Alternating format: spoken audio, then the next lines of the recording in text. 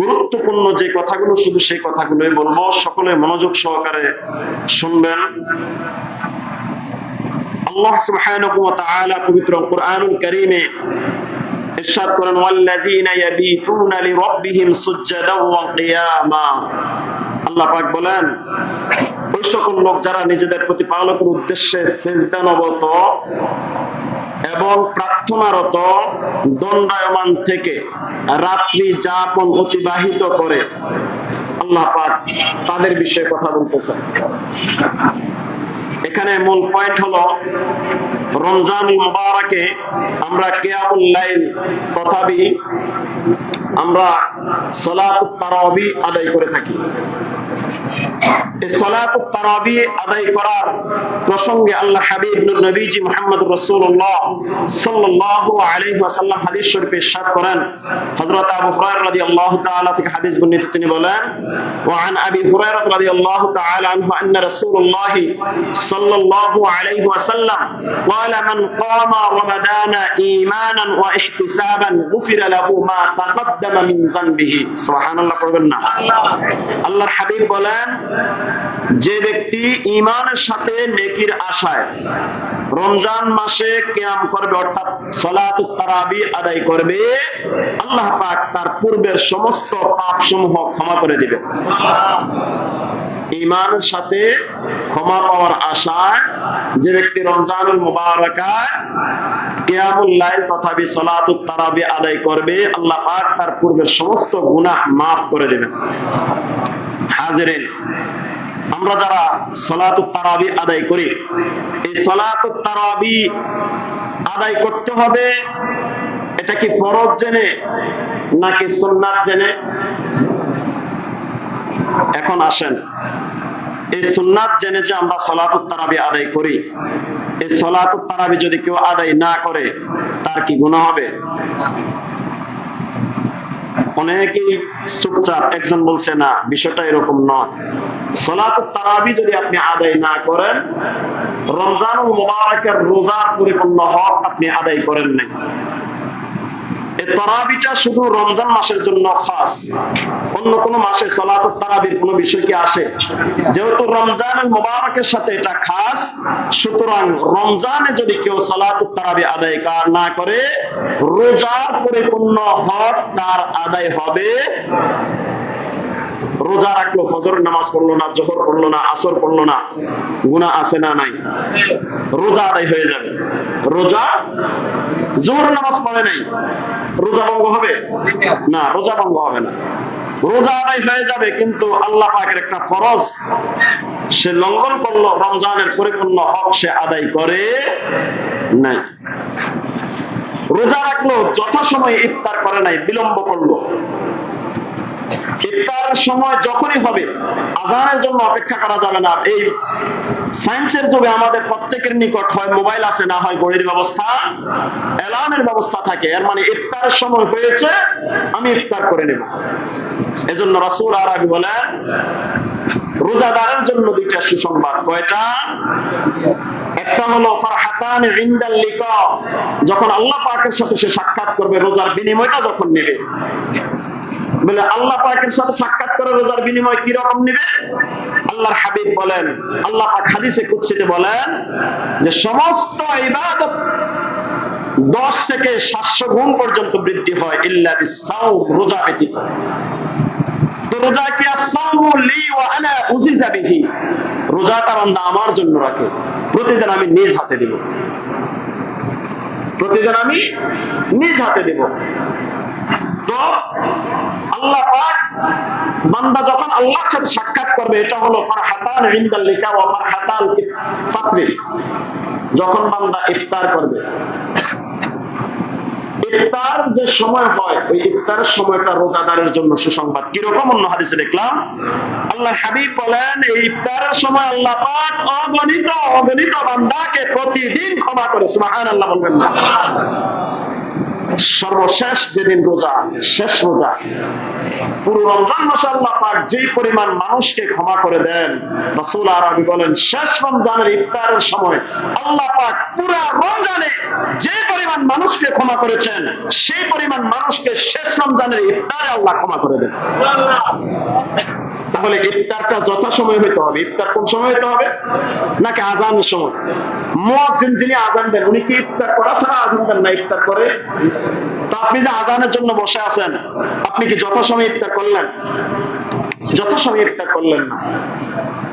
এজন্য ইফতার করতে হবে, টাইম দেখবেন। যারা টাকা চিনে পৃথিবীতে তারা সব জানে। অনেকে বলে আমি হাবাগোবা, আমি অনেক কিছু বুঝি না, জানি না। আর এই কথা বলার সুযোগ আছে নাকি? আপনি তো টাকা চিনেন। পৃথিবীতে যে টাকা চিনে সে পৃথিবীর সব জানে, সব চেনে, সবাই সচেতন। এজন্য ইফতার করতে হবে যথাসময়ে। হাজিরিন, বলতেছিলাম রমজানের সাথে ইফতার সম্পৃক্ত। রমজানের সাথে আরেকটা গুরুত্বপূর্ণ জিনিস সম্পৃক্ত, সেটা হলো সাহরি। রাসূল আরবি বলেন ইহুদিদের রোজার সাথে মুসলমানের রোজার পার্থক্য হলো ইহুদিরা সেহরি খায় না, মুসলমানেরা সেহরি খেয়ে রোজা রাখে। সুবহানাল্লাহ। আল্লাহ পাক সেহরিতে বরকত রেখে দিয়েছেন। সেহরিতে কি রেখে দিয়েছেন? এটা হতে পারে এক গ্লাস পানি, হতে পারে এক গ্লাস দুধ, হতে পারে একটা খেজুর। আরেকটা হাদিসে দেখলাম রাসূল আরবি বললেন রমজানুল মুবারাকা, রমজানুল মুবারাকায় যে কয়টি জিনিস আল্লাহ পাক মাফের আওতায় রাখেন, ক্ষমার আওতায় রাখেন, এর মধ্যে একটা হলো রমজানে যে যা খাবে কোনো হিসাব নেই, এটা মাফের আওতায়। আপনি পেট ভরে সেহরি খান, সুন্নাত তো আদায় হয়ে গেল, খাবারের কোনো হিসাব। ওই একই হাদিসে আল্লাহর হাবিব বলেন যদি রমজানুল মুবারকে কেউ তার বাবা মায়ের পিছনে খরচ করে, সন্তানদের পিছনে খরচ করে, কোন রোজাদারের পিছনে কেউ খরচ করে, ইফতারের কোন খরচ করে, সে কত খরচ করলো কিয়ামতের ময়দানে হিসাব নেওয়া হবে। তাহলে টাকা খরচ করার অন্যতম একটা সুযোগ আছে না নাই? আপনারা কি এটা বিশ্বাস করেন? যিনি ইনকাম করেন আর যিনি খরচ করেন উভয়কে কিয়ামতের ময়দানে তার আয়ের উৎস এবং ব্যয়ের খরচের তালিকা আল্লাহ পাক উভয়ের কাছ থেকে জবাবদিহি চাইবেন। এটা বিশ্বাস করেন? জবাব দিতেই হবে, কোন সোর্স থেকে ইনকাম হয়েছে, কোন সোর্সে খরচ হয়েছে, জবাব দিতেই হবে। কিন্তু এই জায়গায় মাপ। আপনি 10,000 লোকের ইফতার অ্যারেঞ্জমেন্ট করলেন, আল্লাহ বলে এটা আমি হিসাব নেব না। সুবহানাল্লাহ বলবেন না? এই যে খরচ করলেন, এই খরচের হিসাব আল্লাহ নিবে না। মেহমানদারি করাইলেন কাকে? যারা আল্লাহর মেহমান। যারা কার মেহমান? বলতেছিলাম তারাবির কথা। রমজানুল মুবারকের সাথে যেহেতু সালাতুত তারাবির সম্পর্ক, এজন্য রমজান যখন আসবে সালাতুত তারাবির গুরুত্ব কম না বেশি? সালাতুত তারাবি আমরা আদায় করব। নতুন ফিতনা হলো সালাতুত তারাবি আমরা কত রাকাত আদায় করব? আমরা কি 8 না 12 না 16 নাকি 4 নাকি 20? এটা হলো ফিতনা। এটার নাম কি? স্পষ্ট রাসূল আরবি সাহাবায়ে কেরামকে 20 রাকাত সালাতুত তারাবি আদায় করতে দেখলেন, আল্লাহর হাবিব নিষেধ করলেন না। একবার আল্লাহর হাবিব মসজিদে গেলেন, আম্মা জান আয়েশা থেকে হাদিস বর্ণিত, আল্লাহর হাবিব সন্ধ্যার পর পর মসজিদ থেকে বাসা থেকে বের হয়ে গেলেন, হুজরা থেকে বের হয়ে গেলেন। তিনি মানুষদেরকে নিয়ে সালাতুত তারাবি আদায় করলেন। দ্বিতীয় দিন লোকজন আবার জড়ো হলো, তিনি আদায় করলেন। তৃতীয় দিন আবার জড়ো হলো, লোকজন জড়ো হলো, তিনি সালাতুত তারাবি আদায় করলেন। চতুর্থ দিন আল্লাহর হাবিব হুজরা থেকে বের হলেন না। এমন লোকের সমাগম হলো মসজিদে, মসজিদের ধারণ ক্ষমতার বাহিরে মানুষ চলে আসলো। মানুষগণ মসজিদের বাহিরেও কাতারবদ্ধ হয়ে দাঁড়াইলেন, নামাজ আদায় করলেন। আল্লাহর হাবিব পরের দিন সকালবেলা বের হলেন, সাহাবীদেরকে উদ্দেশ্য করলেন, সাহাবীরা আমি কেন নামাজে আসি নাই? জানি তোমরা আমাকে প্রশ্ন করবা, তোমরা যে গতকালকে জমায়েত হয়েছে আমি জানি, আমি দেখেছি, আমি শুনেছি। মসজিদে নববী, আল্লাহর হাবিবের হুজরা মুবারাকা একই জায়গায়। বলে আমি আশঙ্কা করলাম যে হারে তোমরা সাহাবীরা নামাজের জন্য, কিয়ামুল লাইলের জন্য বের হয়ে চলে আসছো, না জানি আল্লাহ পাক তোমাদের উপর সালাতুত তারাবিকে ফরজ করে দেয়, এই আশঙ্কায় আমি গতকালকে আসি নাই। যদি আল্লাহ সালাতুত তারাবি 20 রাকাত তোমাদের উপর ফরজ করে দেয়, তোমরা এই 20 রাকাত নামাজ আদায় করতে পারবা না, তোমাদের কষ্ট হয়ে যাবে। সুবহানাল্লাহ। রাসূল ভয় পেতেন যে যদি আমি প্রতিদিন সাহাবীদেরকে নিয়ে 20 রাকাত এটা চালু রাখি, না জানি আল্লাহ পাক এটা ফরজ করে দেয়, আমার উম্মত তো 4 রাকাত ফরজ নামাজ এটি আদায় করে না, সারা দিন মিলাইয়া 17 রাকাত ফরজ নামাজ এটাই তো উম্মত আদায় করে না। তো 20 রাকাত এক ওয়াক্তে ফরজ যদি হয়, আরো আছে এশার 4 রাকাত, আরো আছে বিতিরের 3 রাকাত, উম্মতের জন্য কষ্টকর মনে হবে। যারা 8 রাকাতের ফতোয়া নিয়ে আসেন, যারা 8 রাকাতের ফতোয়া নিয়ে আসেন, গুরুত্ব হাদিসের বোঝেন যে রাসূল আরবি গুরুত্ব দিলেন কোথায়, ফরজ হওয়ার কাছাকাছি হয়ে যাবে, যদি আল্লাহ হুকুম দিয়ে দেয় তাহলে ফরজ। এত গুরুত্বপূর্ণ একটা ইবাদত, এটাকে আপনারা কাটতে কাটতে কাটতে কাটতে কাটতে কাটতে মনে হয় সেলুনার নাপিতের দায়িত্বটা নিয়ে নিছে।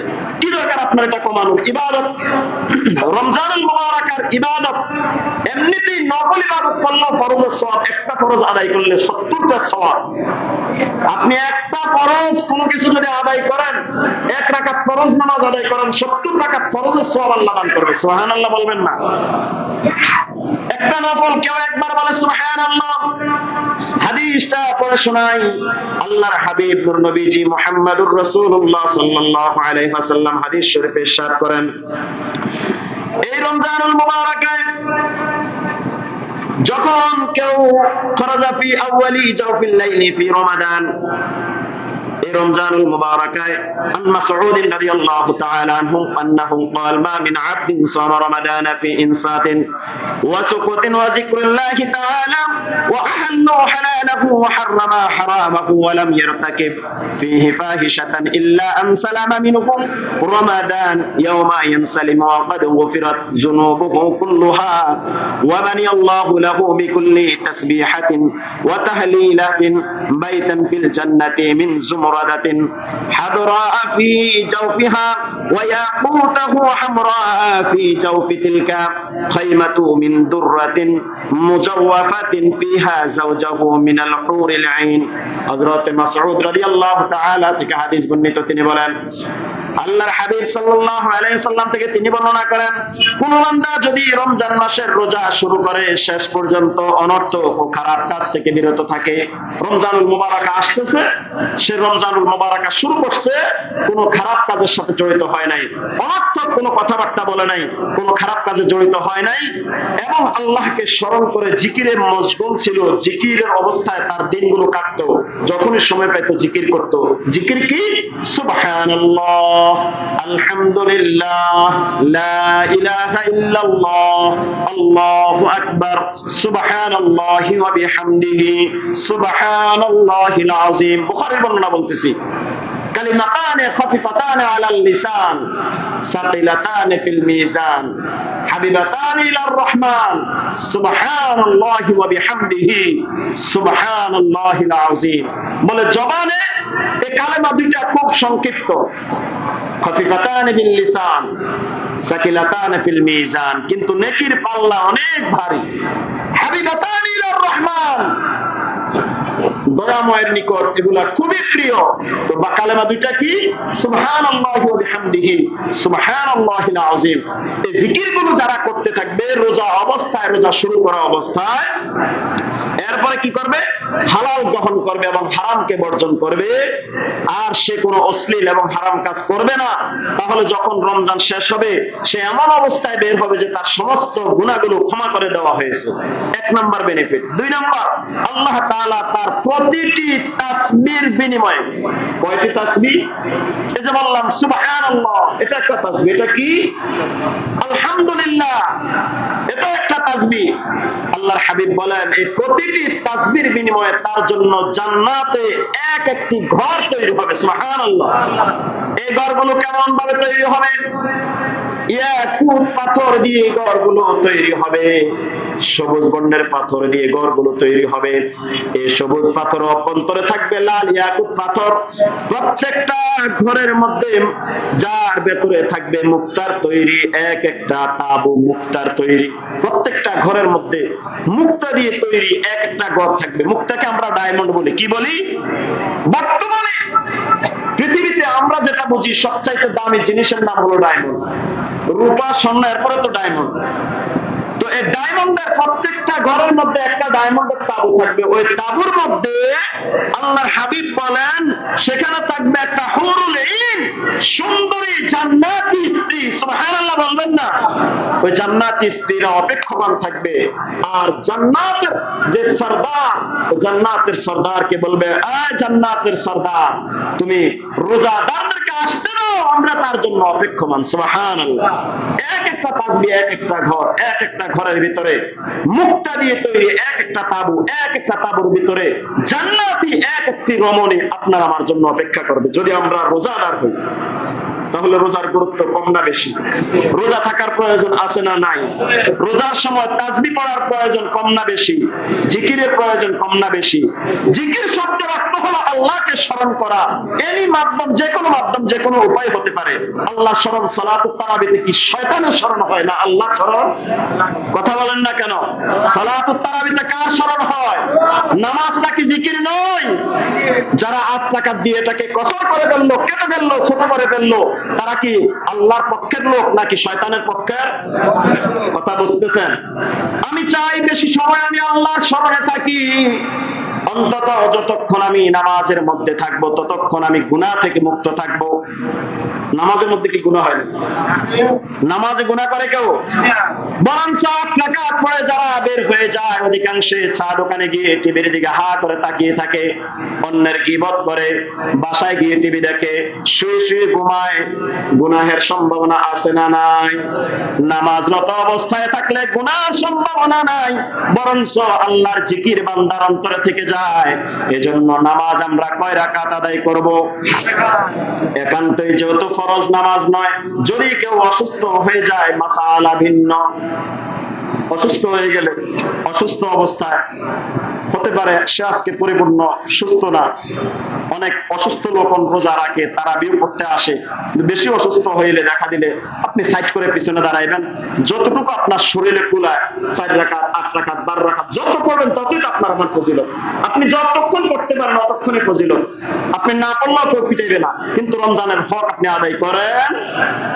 আমরা চেষ্টা করব 20 রাকাত সালাতুত তারাবি আদায় করার জন্য ইনশাআল্লাহ। হাজিরিন, বলতেছিলাম রমজানুল মুবারাকায় 20 রাকাত সালাতুত তারাবি আমরা আদায় করব। এই 20 রাকাত সালাতুত তারাবি আদায় করার পিছনে আমাদের তো কিছু দলিলের প্রয়োজন আছে না নাই? সর্বপ্রথম যে দলিলটা, সে দলিলটা হলো মুওয়াত্তা ইমাম মালিক, তিনি তার কিতাবের মধ্যে এই দলিলটা নিয়ে এসেছেন। আন ইয়াজিদ ইবনে رومان أنه قال كان الناس يقومون في زمان عمر بن الخطاب رضي الله تعالى عنه في رمضان ب23 ركعة। حضرت عمر بن الخطاب رضي الله تعالى সময় মানুষ রমজান মাসে 23 রাকাত নামাজ পড়তো। 20 রাকাত তারাবি আর 3 রাকাত সালাতুল বিতর। কয় রাকাত হয়? 20 আর 3 টোটাল 23 রাকাত। ইমাম আযম আবু হানিফা রাহিমাহুল্লাহ উনিও 20 রাকাতের পক্ষে ফতোয়া দিয়েছেন। ইমাম শাফিঈ রাহিমাহুল্লাহ উনি কয়েকটা কওল ওনার পাওয়া যায়, একটা কওল মতে 36 রাকাত। কয় রাকাত? 36 রাকাত। তো আমরা অত বেশির দিকে যাচ্ছি না। সর্বপ্রসিদ্ধ মত যেটা, সর্বসম্মতিক্রমে আহলুস সুন্নাত ওয়াল জামাত এবং উলামায়ে আহনাফের সর্বসম্মতিক্রমে যে কওল, এই কওল হলো আমরা সালাতুত তারাবি 20 রাকাত আদায় করব ইনশাআল্লাহ। হাজিরিন, রমজান আমাদের খুব নিকটে, আমরা রমজানের প্রস্তুতি পরিপূর্ণ নিচ্ছি। এই রমজানের সাথে কিছু মাসালার প্রয়োজন আছে না নাই?